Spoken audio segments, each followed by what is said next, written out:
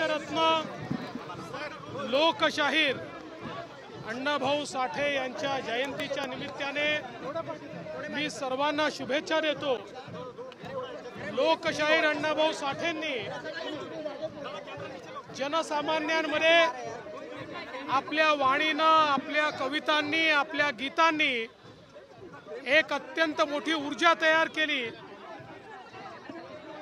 संयुक्त महाराष्ट्राच्या आंदोलनामध्ये त्यांचा मोठा सहभाग राहिला आणि त्यांनी सगळ्यात महत्त्वाचा कुठला मंत्र दिला असेल तर ही पृथ्वी शेषनागाच्या शिरावर नाही तर कामगाराच्या हातावर आहे अशा प्रकारचा मंत्र देणारे, ज्यांच्या साहित्याने अनेक देशांना भुरळ घातली।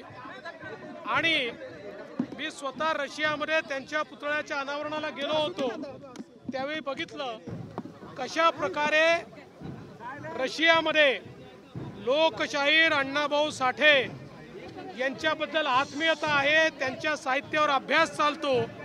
एक वैश्विक साहित्य, वंचितांचा कवी असलेल्या, वंचितांचा नेता असलेल्या, वंचितांचा आवाज असलेल्या अण्णाभाऊंनी तयार केलं आणि ते अखिल विश्वापर्यंत पसरलं। आणि म्हणूनच आम्ही सगळे आज या निमित्ताने लोकशाहीर अण्णाभाऊ साठे यांना नमन करतो।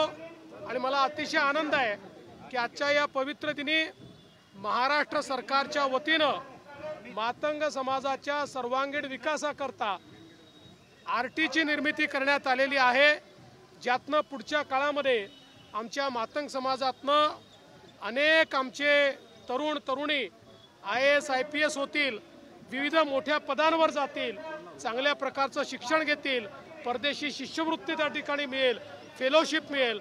आणि म्हणून मला अतिशय आनंद आहे की महाराष्ट्र सरकारने आजपासून याची सुरुवात केली आहे।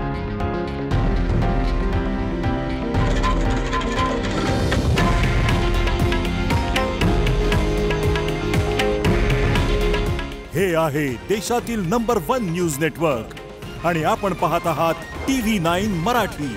काळजी तुमची, हित महाराष्ट्राचं।